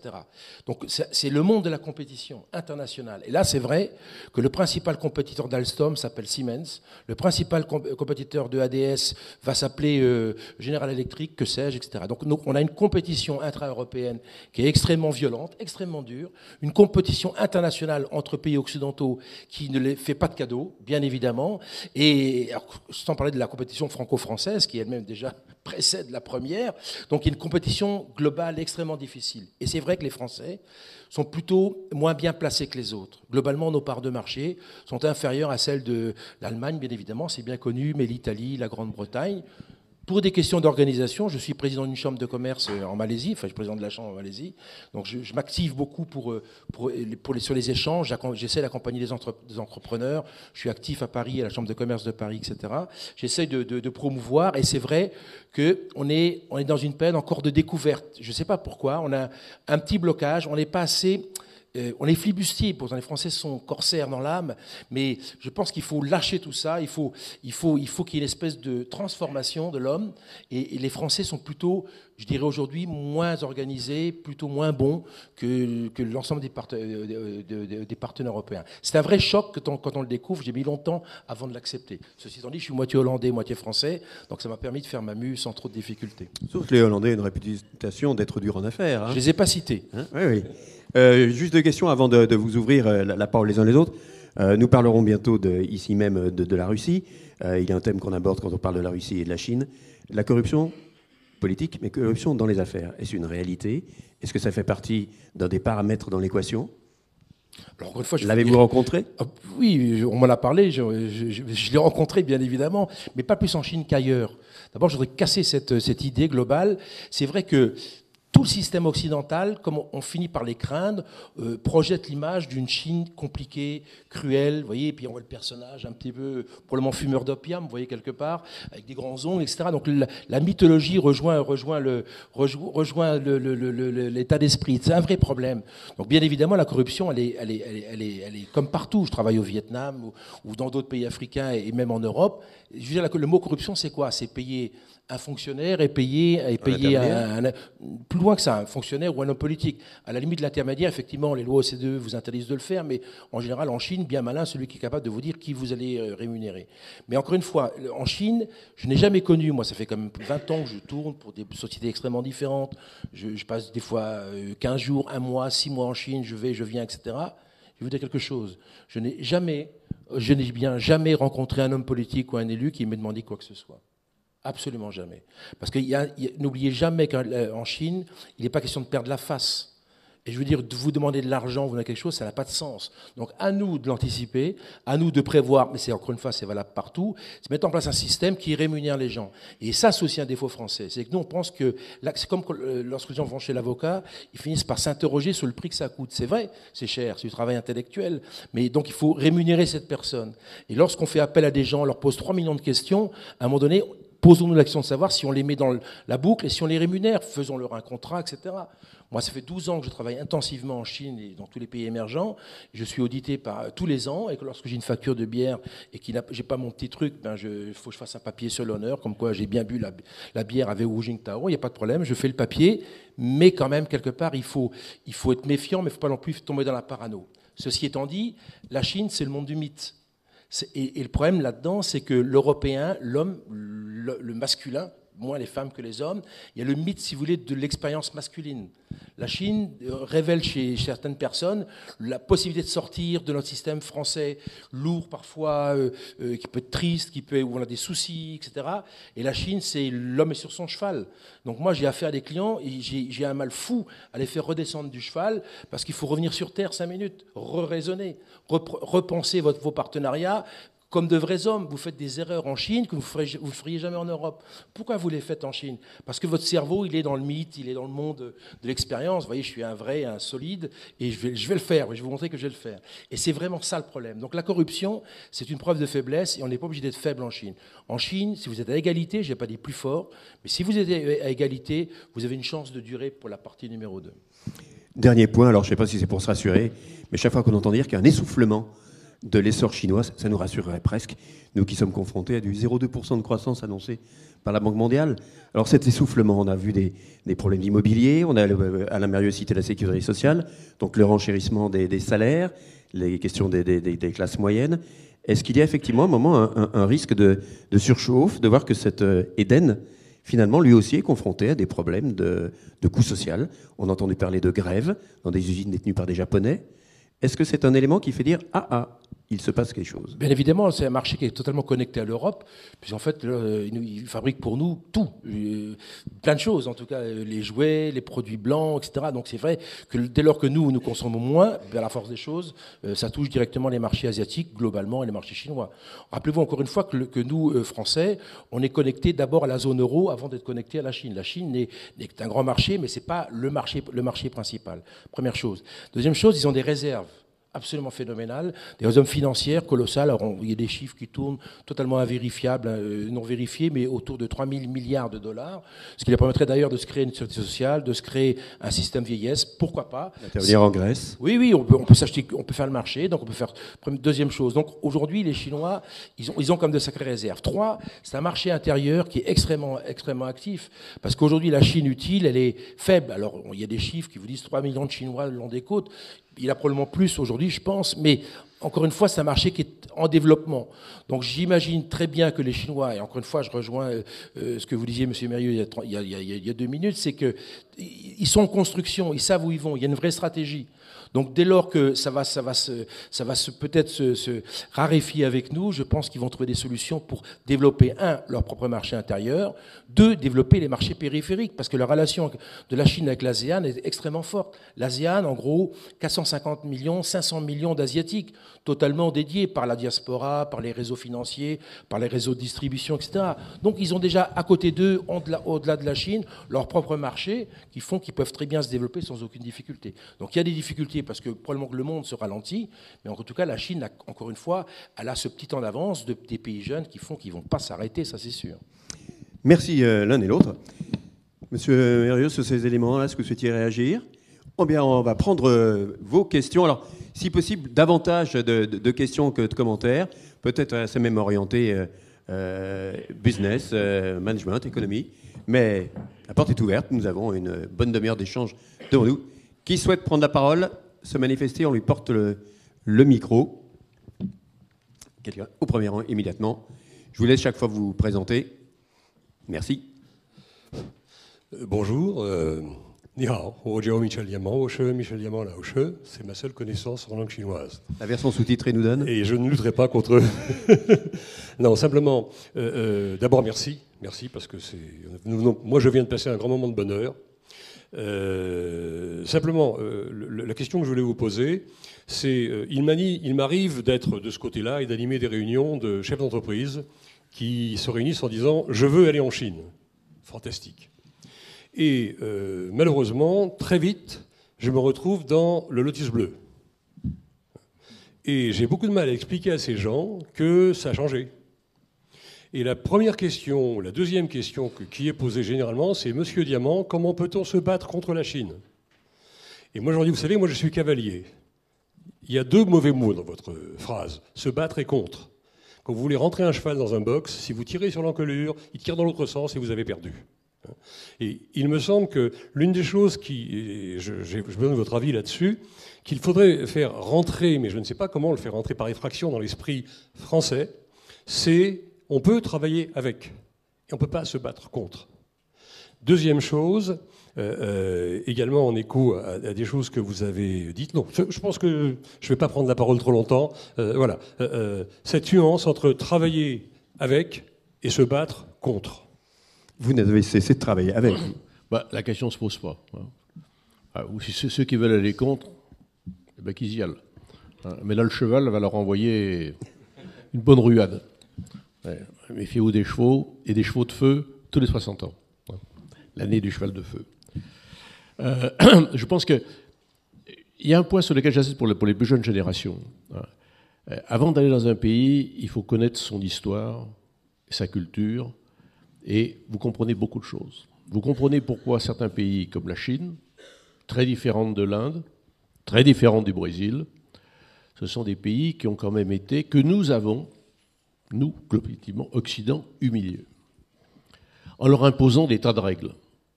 Maintenant qu'ils deviennent en bonne forme, en bonne santé, ils ont tendance, et ils ne s'en cachent pas, à dire vos règles, et your way of life, et l'exception française, elle marche dans l'hexagone. Mais dès que vous sortez de l'hexagone, tout le monde s'en fout. Et nos fameuses déclarations sur nos droits de l'homme et sur le truc, ça fait très longtemps que nos amis chinois me disent le premier droit de l'homme, c'est de bouffer. C'est de pouvoir nourrir. Donc il faut qu'on arrête de partir à l'étranger avec notre culture anaérobique, hexagonale, qui énerve tout le monde. Donc je crois que c'est des pays, je dirais, qui sont puissants. Eh ben, quand on est puissant, eh ben, on monte sa puissance. Et c'est vrai que moi je discute actuellement pas trop avec la Chine, mais avec l'Inde, où j'ai raison, et les gars me disent tu as raison, mais on est plus gros. C'est à peu près ça, quoi. Je résume des heures de discussion. Et il faut le comprendre. Quand on était dans l'autre côté du bâton, qu'est-ce qu'on a fait, nous, avec ces pays? Donc je crois qu'il faut rester très humble, et puis se rappeler, encore une fois, quand on voyage, toujours relire l'histoire, la culture, les religions de ces pays, et on comprend beaucoup de choses, et on perd beaucoup de son arrogance. Mais... Faire avec. Un petit mot qui est un peu différent, je suis tout à fait d'accord avec vous, bien évidemment. Mais faisant l'intelligence économique, je pense qu'il faut quand même... C'est un très grand pays qui est extrêmement difficile d'accès, où c'est un autre système extrêmement puissant, qui est dans une catégorie, je dirais, poids lourd. Nous, on est dans une catégorie, on va dire, poids moyen. Voilà, c'est juste le problème. Deuxième chose, c'est qu'il y a des mécaniques, si vous voulez, quand on fait du lobby, quand on rentre sur des marchés, quand on répond à des appels d'offres, quand on cherche des financements, quand on cherche même des marchés, il faut être un peu machiavélique. Si vous arrivez... C'est vrai qu'on aime la Chine, on aime le monde asiatique, etc., le monde de l'export, mais en même temps, il faut éviter de repartir de Pékin une main devant, une main derrière. Donc ça se prépare. C'est quelque chose d'extrêmement précis. On n'a pas affaire qu'à des gens... C'est sympa. Je prends toujours l'affaire de Danone qui est très connue, 2007, où en fait lorsque Danone signe son accord avec son partenaire chinois, au moment où il construit son usine en Chine, en même temps son partenaire construit exactement la même usine avec les mêmes machines, et lorsque Danone produit son eau en Chine, le concurrent produit une eau, la même eau avec un autre nom. Et on a un compétiteur. Donc c'est incroyable de faire des choses pareilles. Total Chimie a eu le même problème. Oui, il y a plein de sociétés. Je travaille pour les Italiens, des histoires incroyables. Donc quelque part, il y a une espèce d'amateurisme initial qui fait qu'on se jette dans les bras de la jolie fille en pensant qu'elle va être formidable. Le problème, ça se prépare. Il faut avoir un peu de sens machiavélique. Encore une fois, les relations avec la Chine sont des relations compliquées parce que lorsque vous allez en Chine, on n'est pas toujours accueilli à la coupée de l'avion. Et c'est ça aussi le problème. Ensuite, le monde de la pharmacie, le monde médical est un monde éminemment respecté en Asie, de façon générale, et en Chine particulièrement. Même chose au Vietnam. Au Vietnam, les seules rues françaises, avec le nom français, reste le nom de Pasteur, etc. Donc notre positionnement dans ce domaine-là, il est pas intangible, en tout cas, il est extrêmement solide. Mais pour tous les autres, c'est très compliqué, parce que vous n'avez jamais affaire à la bonne personne. Vous allez mettre des mois, des semaines avant de remonter la mécanique, créer la confiance, créer la bonne relation. Et si vous êtes un enthousiasme et si vous signez que le premier venu, c'était pas la bonne personne, parce qu'il faut attendre un certain temps, que je ne peux pas vous décrire, ni vous dire maintenant, parce que ça dépend de chacun des projets. Donc il faut avoir cette petite idée d'être prêt à faire une espèce presque de guerre de l'information. Il faut toujours bien se situer dans le système, savoir comment je vais communiquer, comment je vais faire, comment je vais être puissant. Parce qu'il faut être fort. Encore une fois, si vous êtes faible, les Chinois ne traitent pas des sociétés minables. Il faut être compétitif, mais à égalité. Pour autant, une PME a ses chances? Oui, bien sûr, c'est plus compliqué, bien par la force des choses. Enfin, bonne question, parce que je suis pas un adepte de la PME qui va au casse-pipe. Le chemin des dames, si vous voulez, c'est un peu massacre à la tronçonneuse. Donc c'est vrai, l'emballement de nos dirigeants sur il faut l'envoyer plein en Chine de s'installer, je le nuancerai. Mais ça se prépare. La France est extrêmement bien organisée, contrairement à ce qu'on croit. Le système français est bien organisé. Alors autour du Bifrance, mais également autour des chambres de commerce et autour du réseau des entrepreneurs. Donc il n'y a pas l'homme seul qui arrive à la gare de Pékin ou à l'aéroport de Shanghai en se disant bon ok, où est le business? Donc il y a une organisation et il faut faire appel à cette organisation. Et à Lyon particulièrement, vous avez Erail en plus, qui est une sous-structure qui est très bien implantée à Shanghai. Je les ai pratiquées de nombreuses années, ça marche bien. Il faut d'abord être informé, faites-vous protéger par un cocon, et puis éviter la folie des grandeurs. En Chine, ça ne sert à rien. C'est-à-dire qu'en fait, en Chine, se dire je vais à Pékin me faire des bureaux de 800 mètres carrés avec des secrétaires de tous les côtés, ça va vous coûter horriblement cher pour un résultat nul.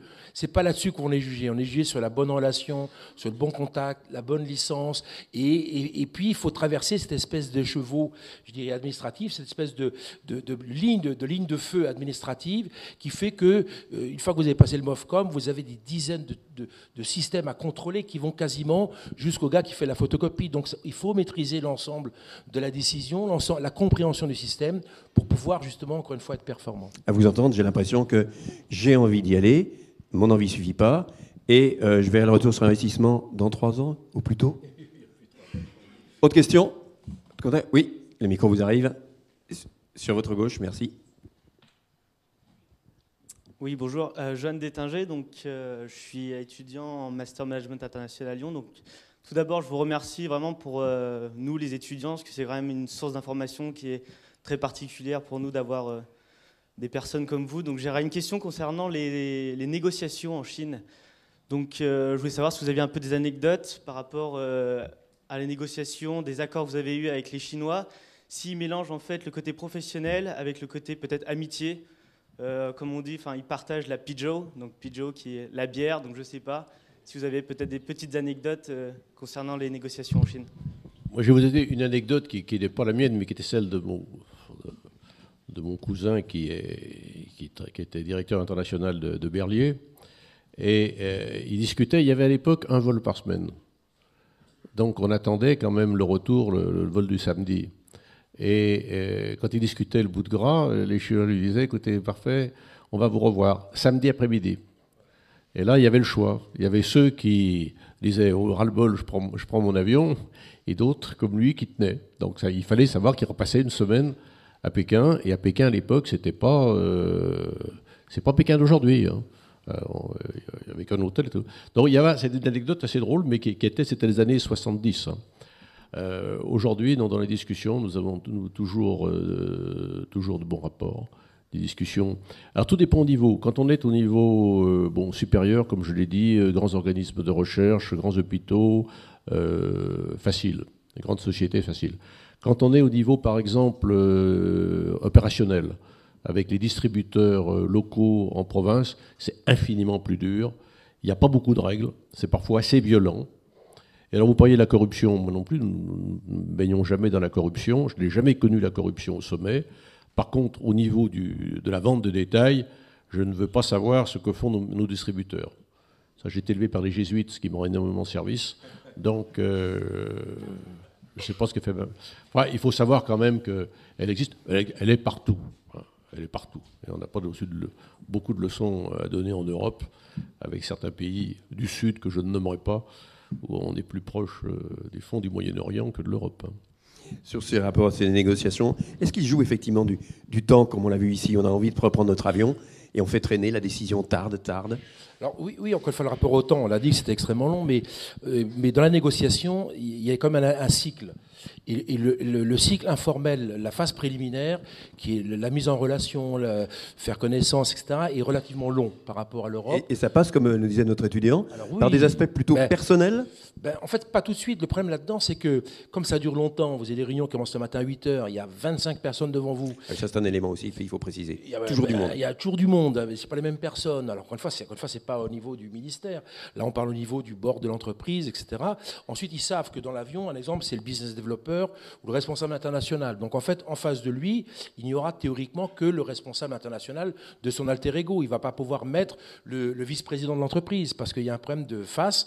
Donc, c'est très compliqué. Donc, on monte étape par étape. C'est pour ça que moi, mes clients, je les engage à faire souvent des fausses cartes en disant, c'est pas le problème. Le type, il est manager de je sais pas quoi, mettez-lui un titre, au moins il puisse accéder déjà à un niveau un peu supérieur. Le deuxième point, c'est que la partie banquet extrêmement connue, boire un coup, etc., c'est vrai que c'est un parcours initiatique parce qu'eux-mêmes, le chinois aime bien la bonne chair.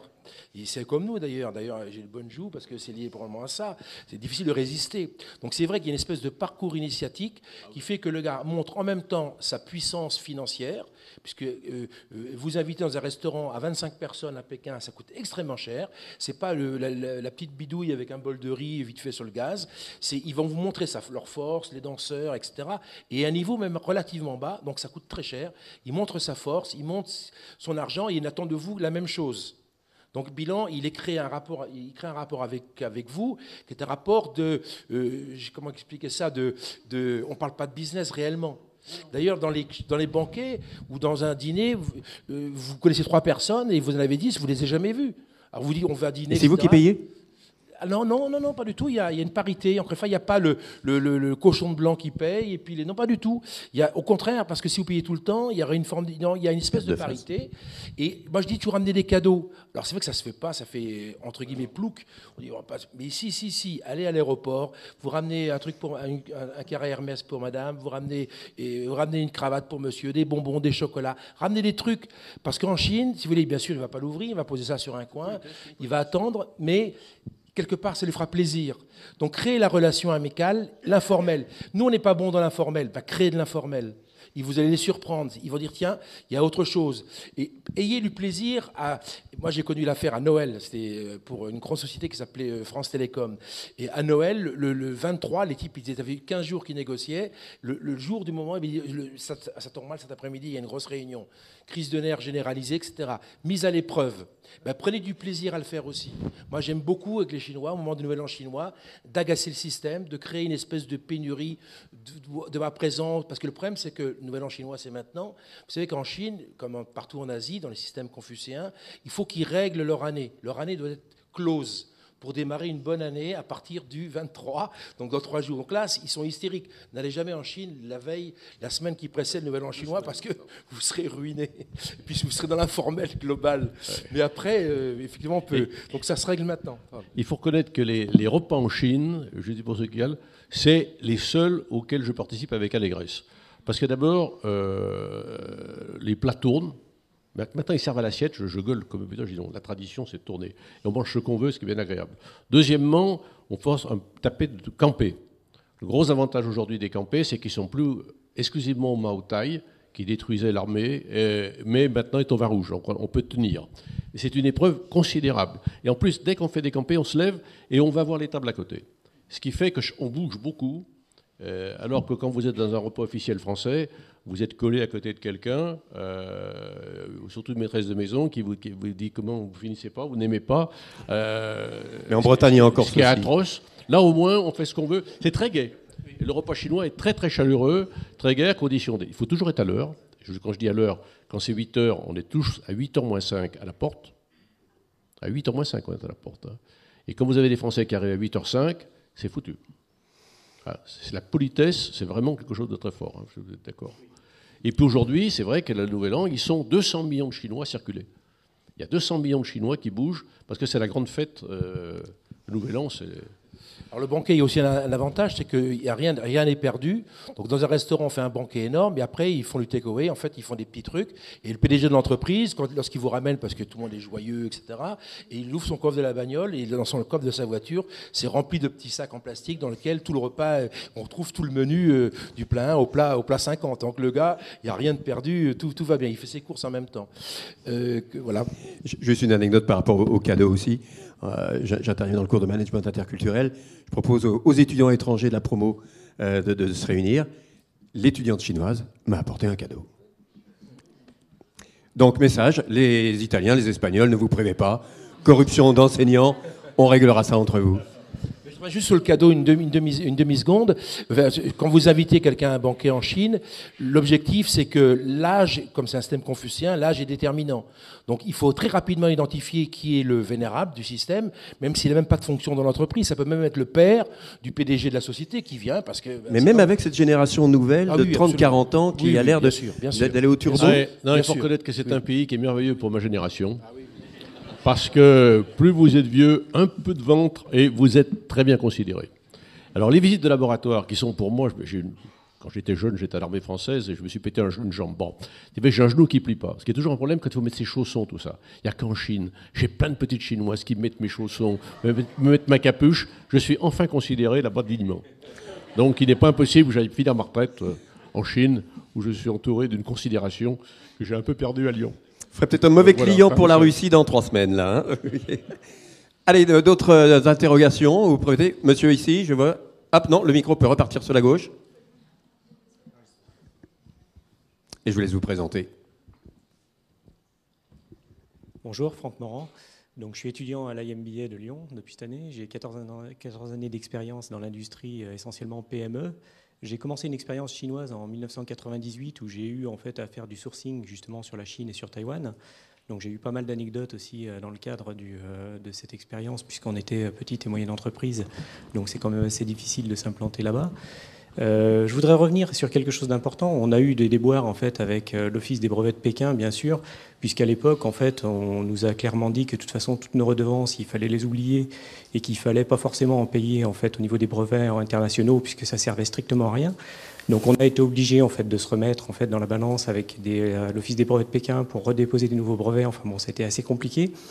Après, derrière, en fait, il y a aussi cette notion que M. Mérieux abordait, c'était la notion en fait d'autonomie de la Chine. Et c'est vrai que de plus en plus, il y a cette autonomie en fait qui est recherchée. Comment vous gérez à votre niveau donc de multinationale cette volonté d'autonomie et les conséquences que ça peut avoir sur vos investissements là-bas sur la Chine? Bon, en ce qui me concerne, j'en suis à la phase de réflexion. Non, parce que je suis persuadé que nous avons une filiale à 100% en Chine. Elle fait quelque chose qui est relativement, je dirais, incontournable pour l'identification bactérienne. Bon, je sais que tôt ou tard, il faudra que je partage. Je ne sais pas exactement comment. Je ne sais pas si ça sera en mettant la société avec des capitaux chinois à bord. Mais je sais que dans le domaine de la santé publique, il faudra que je fasse un accord, je ne sais pas lequel.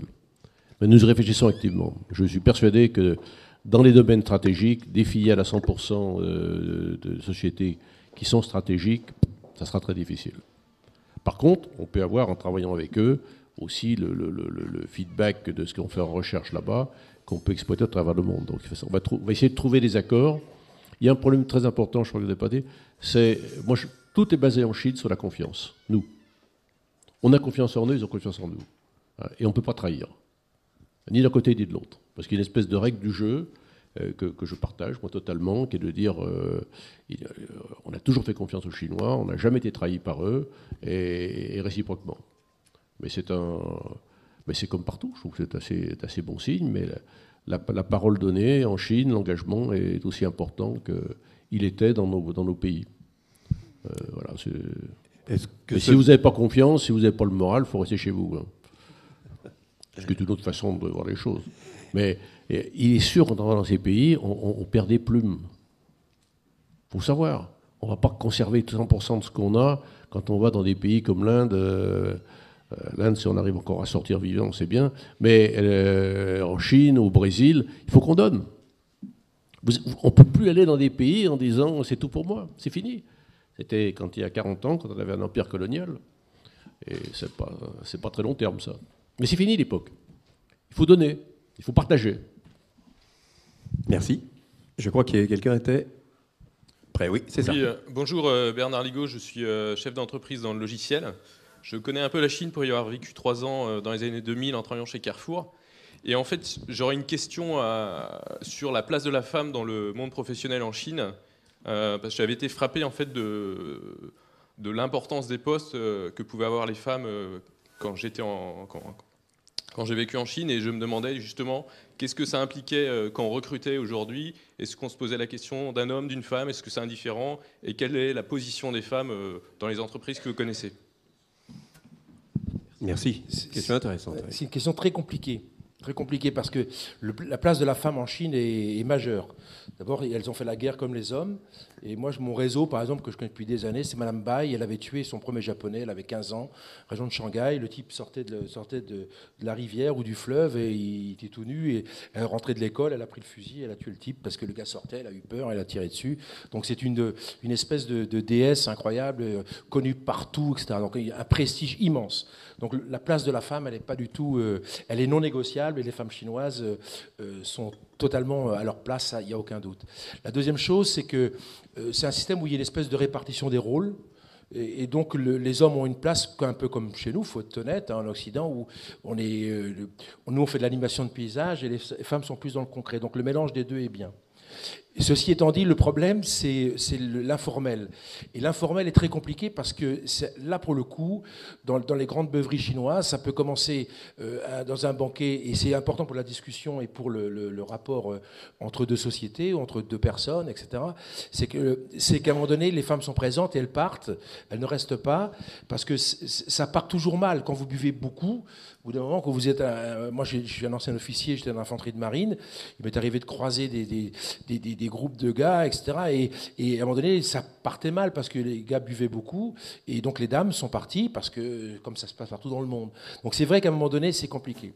Autre point particulier, ils ont un problème, alors ça c'est mon appréciation d'hommes et d'hommes européens, c'est que les femmes blondes les sidèrent.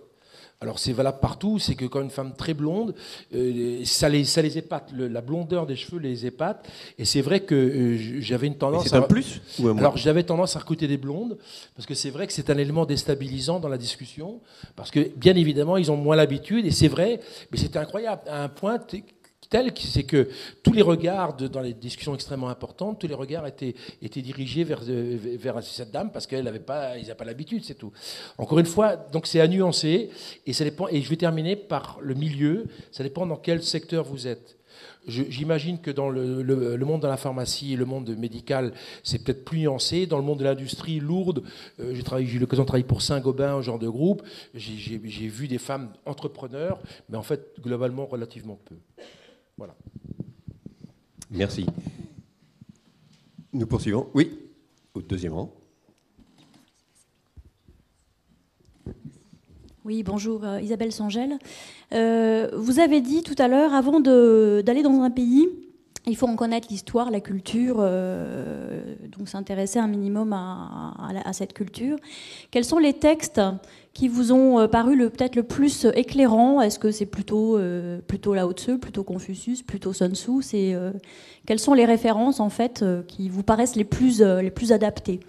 Et j'ai une deuxième question. Il me semble qu'en tout cas dans le taoïsme, il y a cette notion de l'homme coincé entre l'influence du temps et l'influence du lieu, de la terre et du ciel. Est-ce que c'est quelque chose qui vous paraît effectivement réel? Vous avez parlé plusieurs fois de l'année du dragon, du cheval de feu, etc. Est-ce que c'est des choses qui sont vraiment effectives, opérationnelles en fait pour eux?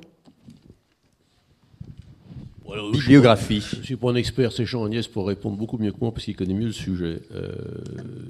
Ce qui est sûr, il faut connaître, je dirais, toute l'histoire de Confucius et la sagesse et l'autorité naturelle, qui est un pays, je dirais, où l'autorité est respectée, c'est une règle.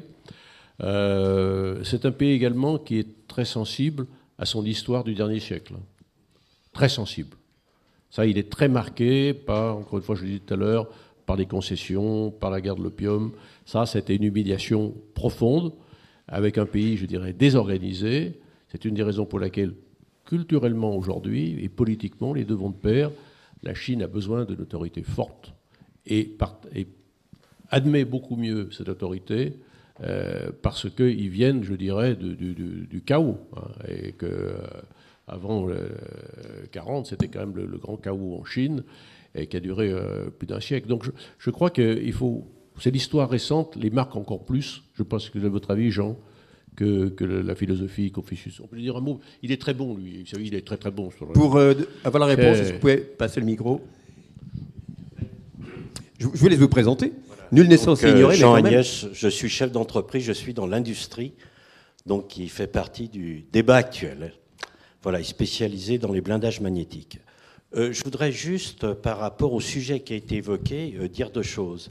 Quand, par exemple, vous rencontrez un Chinois, il est très important de comprendre la signification de son prénom. Vous savez, les noms pour les habitants chinois sont limités. En gros, vous avez 300 noms de famille possibles.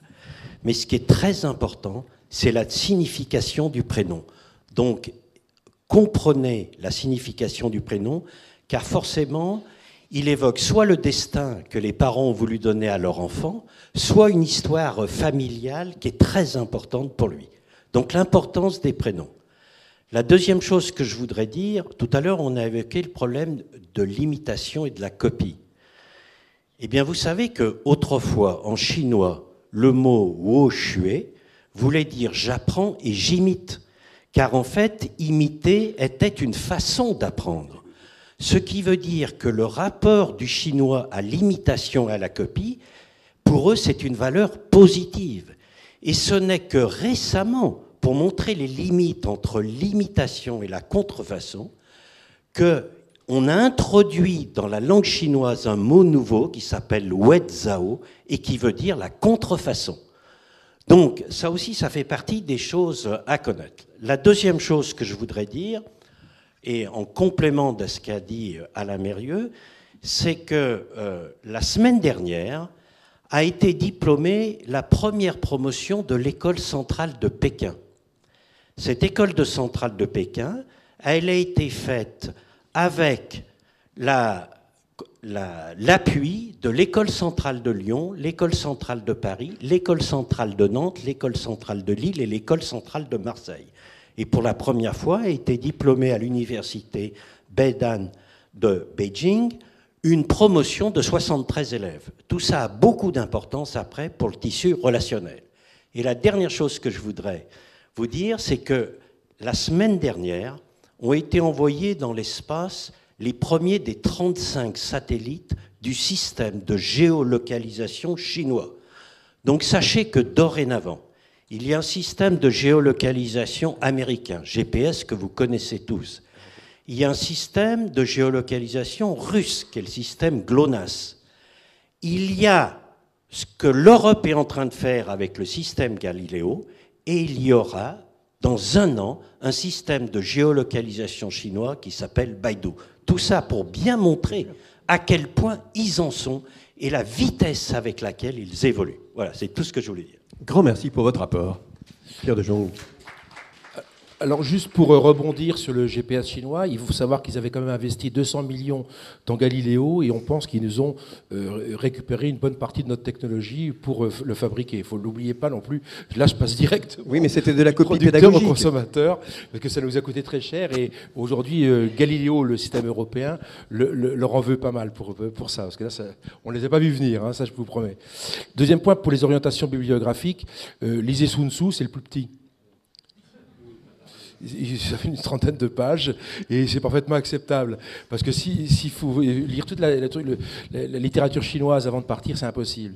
Moi, mon conseil pour comprendre le système chinois, c'est se mettre en relation épidermique avec eux. C'est qu'en fait, se laisser porter par les foules, se laisser porter par ce monde absolument incroyable. Et souvent, mes clients, alors je les surprends toujours quand je fais ça, on est à Pékin ou Shanghai, une grande ville, et je me dis, on arrête 30 secondes, on descend du taxi, et on reste comme ça au bord de la route, et je dis maintenant, il faut essayer de comprendre où vont tous ces gens. Essayer de comprendre qui sont-ils. Mais vous vous rendez compte, c'est masse absolument incroyable. Essayez de de les analyser, pas seulement être dans l'avion, dans la voiture, dans les réunions, le banquet du soir, reprendre le truc et repartir 3 jours après. Ça n'a aucun sens. Et on peut lire dans l'avion, bien évidemment, mais cette espèce de... Moi, je le fais souvent, j'essaye de sentir le pays. Alors, s'il y avait des arbres, je vais le mettre autour des arbres, peut-être, hein. Mais c'est vrai que c'est très important. Pour comprendre un pays, il faut comprendre comment les gens fonctionnent, il faut savoir comment ils vivent au jour le jour. Les vélos, manger avec eux, prendre du temps, etc. Vous voyez, il faut calmer le jeu. Et l'entrepreneur, moi, ça m'est arrivé très souvent, j'arrive mardi, j'ai des réunions mardi après-midi, on part mercredi et jeudi, c'est bâché. Tu comptes pas sur moi, mon grand. C'est pas mon truc, je sais pas faire. C'est impossible de créer de bonnes relations harmonieuses, simples, etc. avec les Chinois. Et votre question concernant le Nouvel An chinois, etc., c'est vrai que c'est un peu anecdotique, mais en même temps, c'est profond chez eux. C'est une manière de singulariser, et c'est vrai que chaque signe a son point positif, son point négatif. Le deuxième point, vous créez une conversation avec eux.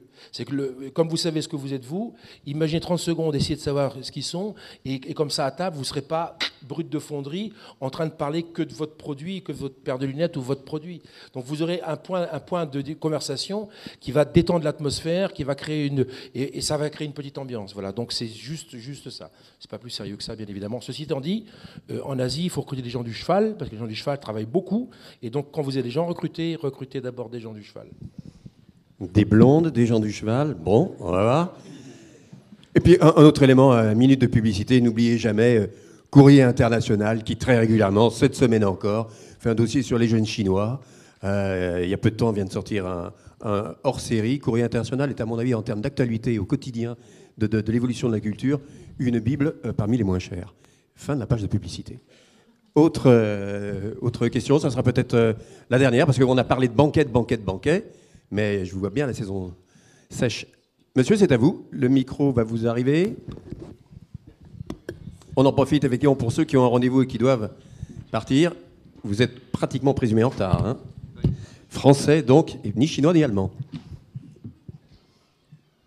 Bonjour, déjà merci beaucoup pour cette conférence.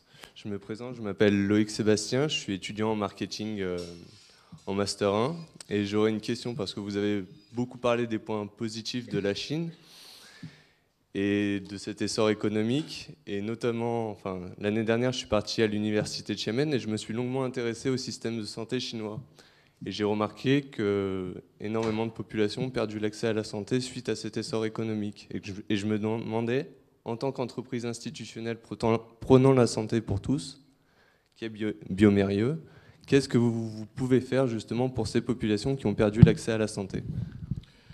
Alors, je partageais votre scepticisme jusqu'à l'arrivée, encore une fois, du professeur Shenzhou comme ministre de la Santé. C'est un homme d'abord qui est un grand scientifique, qui a passé 4 ans à Saint-Louis en hématologie. Sa femme était une grande scientifique, ce n'est pas un membre du Parti communiste. Il était choisi par ses valeurs scientifiques, médicales et humaines, reconnues par tous. Ce qui fait qu'avec l'opinion publique qui joue de plus en plus un rôle important en Chine, il est reconnu et protégé, je dirais, par l'opinion publique qu'il admire de par son éthique et son efficacité.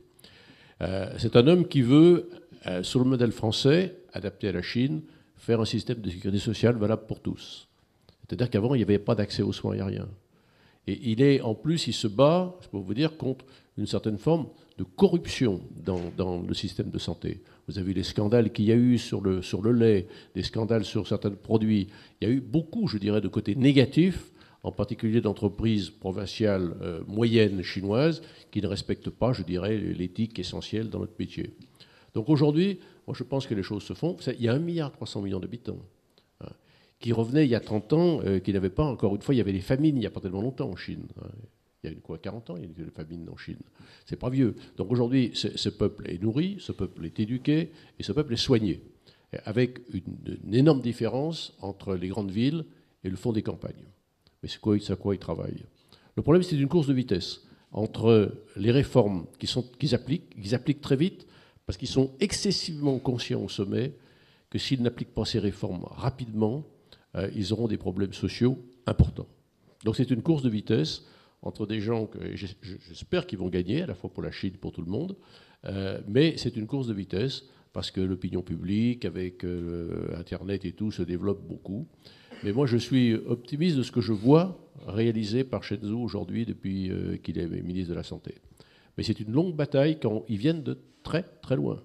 Alors, ce qui est intéressant, c'est qu'ils vont sur la médecine de plus en pointe, avec laquelle nous travaillons avec eux, et de l'autre côté, ils remettent en surface la médecine traditionnelle chinoise à partir de plantes, à laquelle ils donnent, c'est-à-dire la pharmacopée chinoise est une pharmacopée écrite depuis le XVIe siècle. Donc ils ont énormément de données sur ces plantes, et ils leur donnent un appui scientifique en connaissant les principes actifs.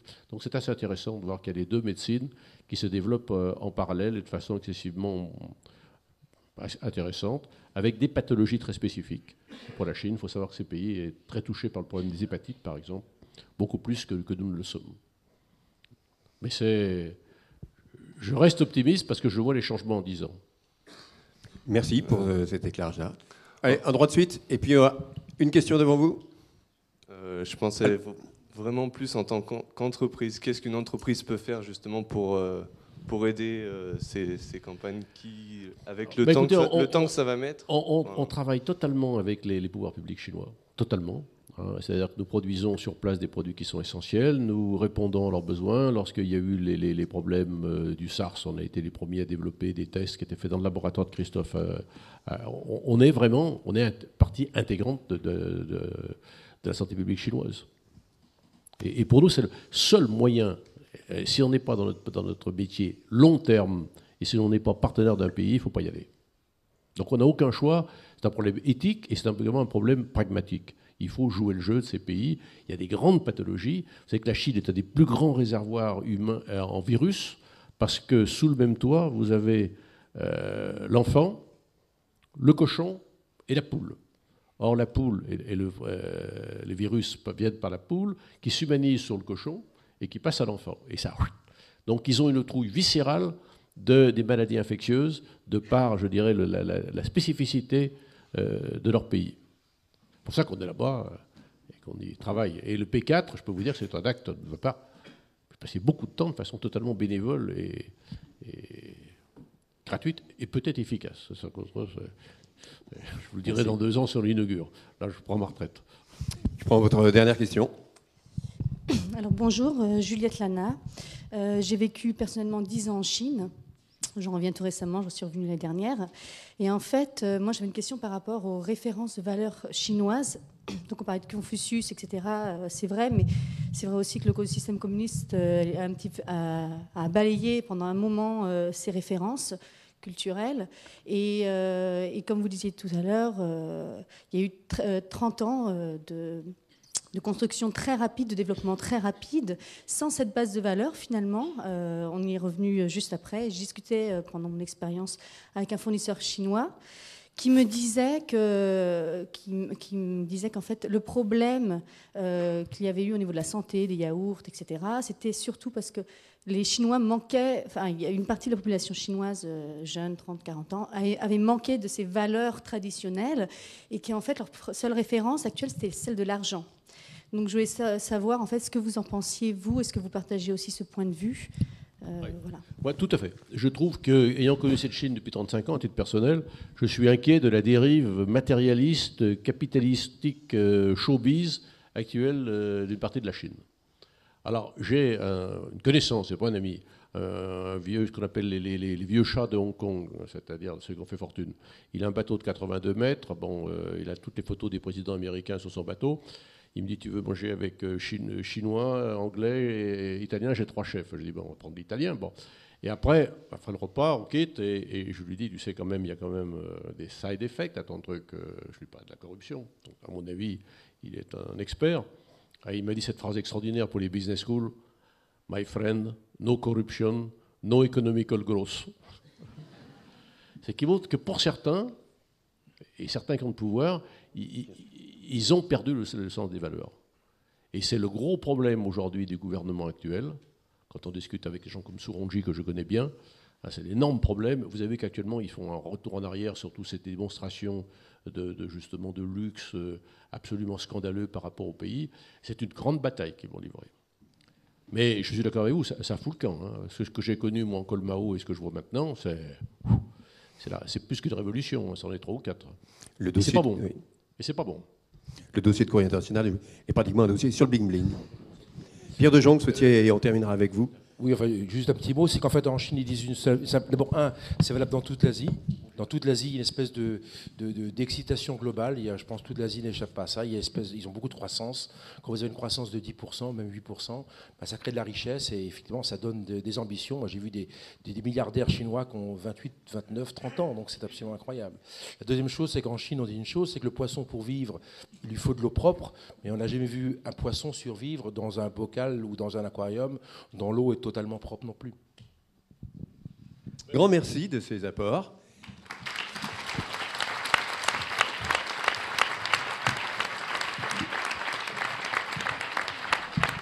À défaut de banquet et de campé, vous nous avez régalé. À une prochaine fois, donc début février, pour la Russie.